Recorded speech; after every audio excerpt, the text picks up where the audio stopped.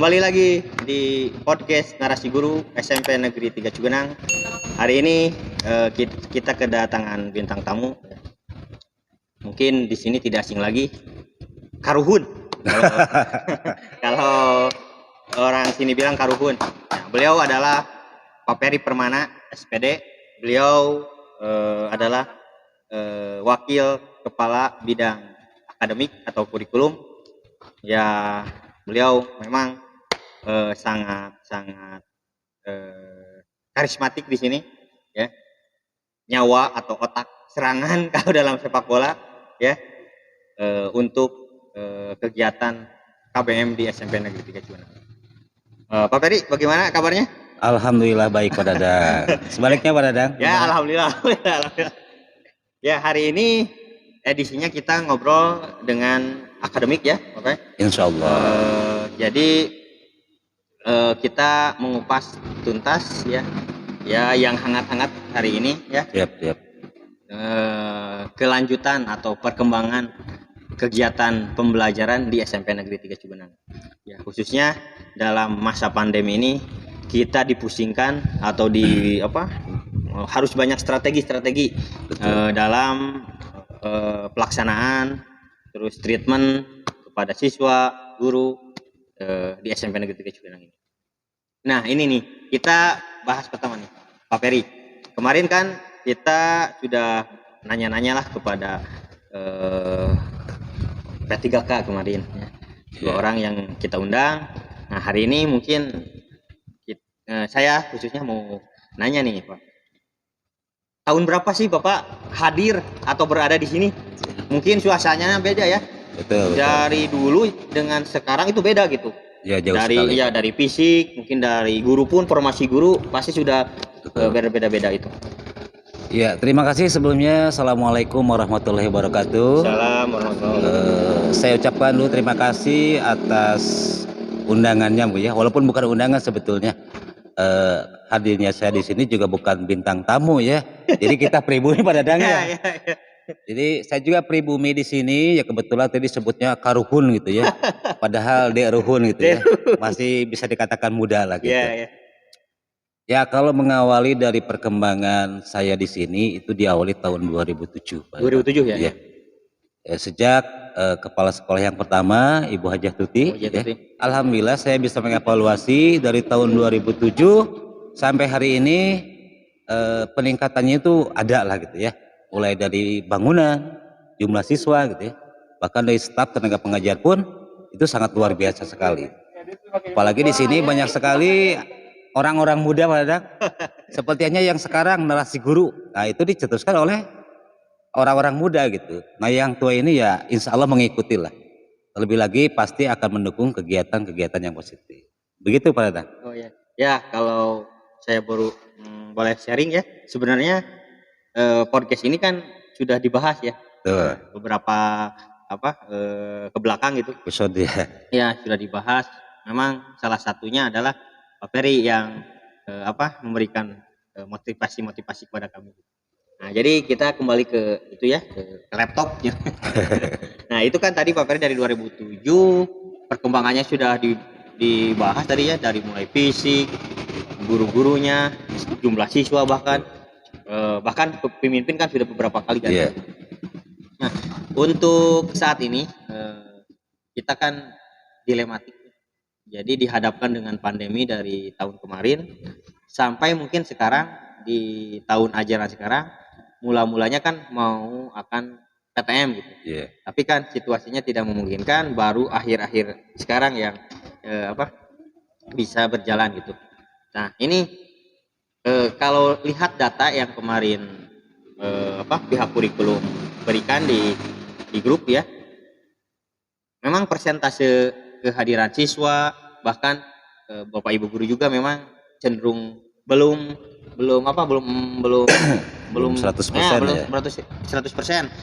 Memang kendalanya kan seperti itu. Betul. Jadi mungkin akibatnya kan dari lama kita tidak melakukan kegiatan pembelajaran. Iya, betul. Nah, mungkin sekarang dihadapkan dengan pembelajaran. Nah, ini gimana Pak Pei? Yeah. Untuk melihat situasi seperti ini, siswa yang memang cenderung belum aktif gitu, Iya. belum mencapai peningkatan dengan pihak kita yang sama lah gitu. Ya, baik Pak Dadang, memang mau tidak mau ya, Ya. karena situasinya kita lagi pandemi gitu. Tapi mudah-mudahan sekarang di akhir tahun 2001 mudah-mudahan bisa kembali normal lagi. Nah, kita evaluasi mulai dari awal kita tidak melaksanakan tatap muka sampai kurang lebih hampir 2 tahun Pak Dadang ya. Kita sangat prihatin. Ya prihatin terhadap siswanya, prihatin juga terhadap tenaga pendidiknya. Karena kegiatan KBM tidak bisa berjalan dengan lancar.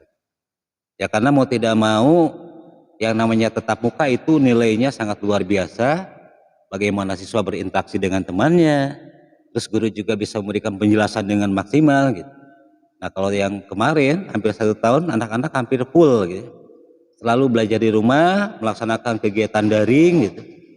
Adapun yang di sini kemarin ada juga yang sekian persen itu melaksanakan kegiatan yang luring, ya mereka tetap antusias, tetap ingin belajar. Nah kalau berdasarkan data yang kemarin update, ya karena di pihak kurikulum alhamdulillah bersama juga dengan Pak Dadang gitu ya. Alhamdulillah. Secara pribadi saya mengucapkan terima kasih sekali kepada Pak Dadang karena menjadi bagian dari tim saya. Karena di awal juga saya sudah komit dengan Pak Dadang, mohon kerjasama dan bantuan secara maksimal. Ya karena keterbatasan dan lain sebagainya Pak Dadang ya.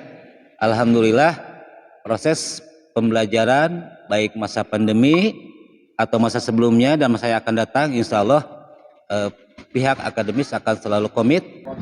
Langkah-langkah apa yang akan ditempuh untuk kurikulum supaya yang tadi data yang tadi itu mulai merangkak gitu. Siap. Anak-anak sudah mulai aktif, pun guru-gurunya sama gitu.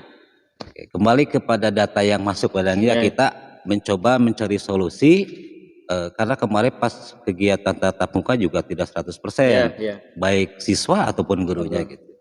Nah, kewajiban utama bagi para pendidik, ya guru terutama di sini wali kelas, ketika memang kita berhadapan dengan masalah ketidakhadiran guru, siswa gitu ya, apalagi pas awal di jadwal tatap muka, mereka sampai hari ini juga belum masuk.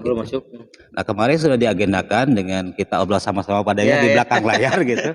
Kita akan mencoba untuk melaksanakan kegiatan, kalau yang terbaru itu guru juga ya. Guru yang sudah Guru, diprogramkan betul, guru ngajuk-juk ke rumah siswa gitu. Bahkan tahun sebelumnya kita juga sudah melaksanakan, walaupun namanya beda ya. Gurling, guru berkeliling ke rumah siswa lah gitu. Ini ditempatkan pada satu titik di satu perkampungan, tapi kita mencoba memfilter dulu ya siswa yang lebih banyak di daerah mana, nah itu dikondisikan di situ.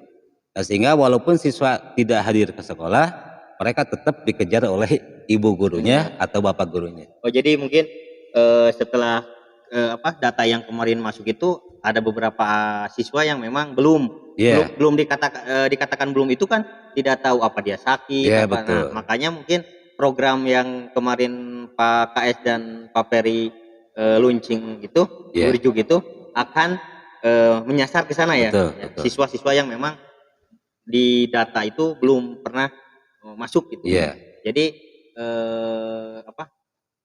mungkin akan dilaksanakan itu kapan? Insya Allah kalau agendanya itu adalah pada bulan Oktober. Oktober ya? Ya. Nah untuk yang akhir September kita akan menghadapi PTS gitu ya. Mudah-mudahan siswa kita sudah siap ya, melaksanakan kegiatan PTS. Dan juga Padang saya garis bawahi yang tadi ya kaitan dengan gurling atau gurujuk gitu ya. Saking lamanya kemarin pandemi, anak itu dimasukkan ke pesantren. Oh iya. Nah mungkin juga harus diberitahukan kepada orang tua, mudah-mudahan orang tua juga lebih bisa menyadari karena untuk usia sekolah SMP ini merupakan satu kewajiban, wajib belajar 9 tahun. Ya mudah-mudahan orang tua juga sadar, peduli terhadap anak-anaknya gitu ya. Nah, jadi yang namanya kekosongan, ketidakhadiran itu bisa diminimalisir lagi seperti. Sudah terlihat ya kalau dulu kan daring, yang penting dilihat dulu ini siswa aktif tidak di daring. Kalau sekarang fisiknya sudah kelihatan, yang tidak pun pasti sudah sudah jadi penilaian. Oke, selanjutnya nih, itu kan tadi masalah Gurjuk ya. Jadi dari data yang memang sudah kita kemas dari 3 minggu ke belakang, ya solusinya itu kan Gurju. Iya. Nah ini vaksinasi kan ini kita ke Oh vaksinasi iya. ya. Tuh. Nah, salah satu syarat pembelajaran itu kan vaksinasi siswa, guru kan sudah ya Ya alhamdulillah. sebelum-sebelumnya. Sekarang siswa. Nah, tadi kan sudah dilaksanakan vaksinasi. Ini gimana nih tanggapan Bapak terhadap penyelenggaraan Iya. vaksinasi ini? Alhamdulillah Pak Dadang di sekolah kita hari ini ya Ya. sudah selesai pelaksanaan vaksinasi walaupun ada sekitar 25% siswa yang belum, yaitu karena berbagai macam faktor lah gitu ya. Tapi saya memprediksi di awal bahwa di wilayah ini kemungkinan ada ketakutan yang sangat luar biasa. Ya jangankan di wilayah agak pinggiran gitu ya, di perkotaan saja kadang-kadang males gitu.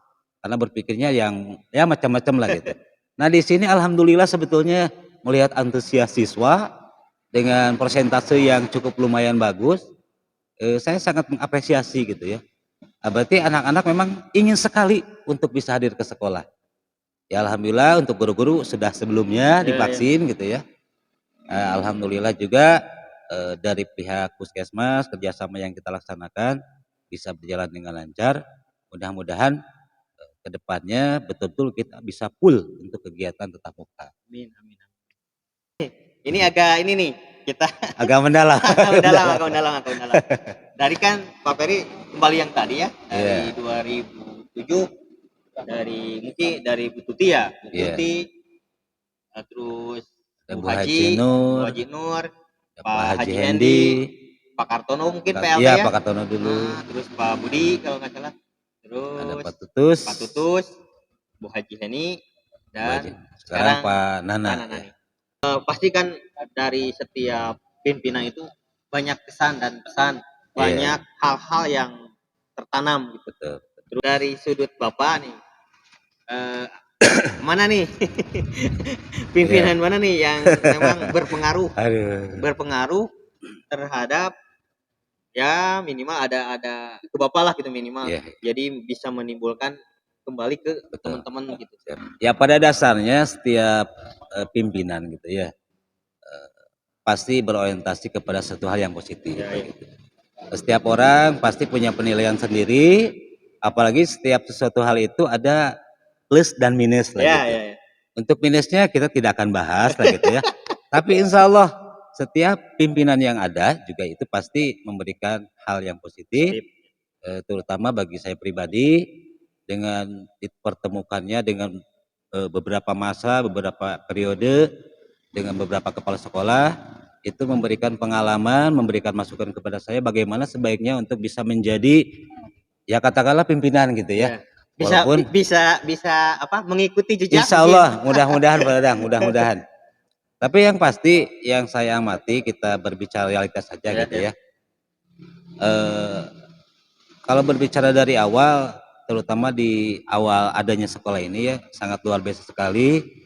Apalagi untuk mengangkat dunia pendidikan di wilayah Cugenang ini, yaitu diawali dengan adanya kepala sekolah yang pertama gitu ya, Ibu Haji Tuti Susilawati. Nah kemudian ada Bu Haji Nur Aini juga di situ, alhamdulillah mulai semakin meningkat karena sudah masuk di lingkup LPMP. Nah di situ digenjot kita supaya menjadi sekolah yang lebih baik lagi dengan tarafnya nasional. Ada sekolah standar nasional. Jadi, seperti itu. Pas Bu Haji Nurma itu akademik itu dirangkap sudah mulai dinaikkan seperti itu. Walaupun sebetulnya dilihat dari segi kapasitas kita gitu ya, sepertinya belum siap gitu. Ya kita sebagai orang yang di bawah ya mengikuti gitu. Tapi insya Allah secara praktisnya kita alhamdulillah bisa mengikuti. Tetapi mudah-mudahan secara teoritisnya kita juga bisa klop padahal antara laporan yang ada yang disampaikan dengan praktek di lapangan itu bisa pas seperti itu. Nah untuk yang terakhir mungkin di sini karena yang lebih kelihatan gitu ya. Ini paling kunci nih sekarang nih. Betul. Ya sama saja kepala sekolah pimpinan juga ada plus minusnya lah gitu. Cuman alhamdulillah kita mencoba berpikiran positif. Yang namanya manusia tetap pasti ada kekurangannya. Tapi alhamdulillah melihat perkembangan terutama yang sekarang itu mencoba untuk lebih memaksimalkan baik segi infrastruktur ya maupun non infranya gitu. Karena dilihat dari infrastruktur ini sudah mulai ada perbaikan-perbaikan, baik mulai dari sarana prasarana. Ya, Nah, pada sekarang juga masih ada proses rehab ya. rehab ya. Berarti situ ada usaha dari pimpinan kita untuk bisa lebih baik lagi mempersiapkan sarana prasarana. Bahkan kalau nanti bisa kalian lihat ya, untuk siswa, untuk orang tua, untuk alumni juga pun ada berada, bagaimana silakan main ke sekolah. Ya, ya. Itu perubahannya Ya. luar biasa sekali Jadi Pak mungkin Dadang. ini juga sarana apa daya daya tarik Iya, ya daya tarik. untuk orang tua yang mau menyekolahkan ya. Betul, Jadi betul. jangan melihat apa kabar-kabar dari hal Iya. lain, tapi tengok ke sini Nah, langsung gitu ya. begitu. Tadi kan sudah banyak ya kita bahas. Nah sekarang kita membahas nih pimpinan sekarang nih yang sekarang ada Iya, nih, kan memang sudah tampak nih apa betul. kolesan. Gimana nih pendapat Bapak? Ya, untuk kepala sekolah yang sekarang alhamdulillah memang sudah ada kenal juga Pak Dadang ya. Jadi beliau juga kelihatannya sangat loyal terhadap dunia pendidikan. Ya, di mana ketika beliau juga baru datang sudah mencoba untuk merancang perbaikan-perbaikan baik infrastruktur maupun dari segi non infrastrukturnya gitu. Itu sudah dibuktikan sampai hari ini juga banyak perubahan-perubahan mulai dari pengecetan, perbaikan-perbaikan sarana pendidikan baik di luar kelas maupun di dalam kelas. Terutama juga untuk berkaitan dengan kesejahteraan.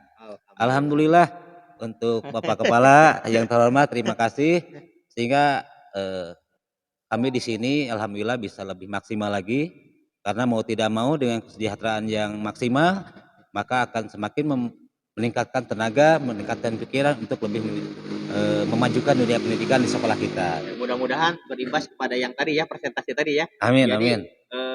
sudah dikasih stimulus, Ya, responnya juga ya terhadap betul. pembelajaran itu harus lebih Ya, baik ya. lagi sebenarnya gitu. Betul, betul. Ya walaupun mungkin bagi kami honor segitu itu memang kurang ya, tapi kalau dilihat ada peningkatan lah dari Ya, kemarin sekarang. Nah ini nih terakhir nih, terakhir nih kurikulum nih pasti kan sudah memetakan ya, sudah ada plan ke depan ya. Situasinya kan sudah tahu, data sudah ada gitu. Nih ya. kedepannya akan seperti apa nih kurikulum, apa memetakan atau apa meningkatkan frekuensi yang tadi nih Ya. yang sudah dibahas di awal.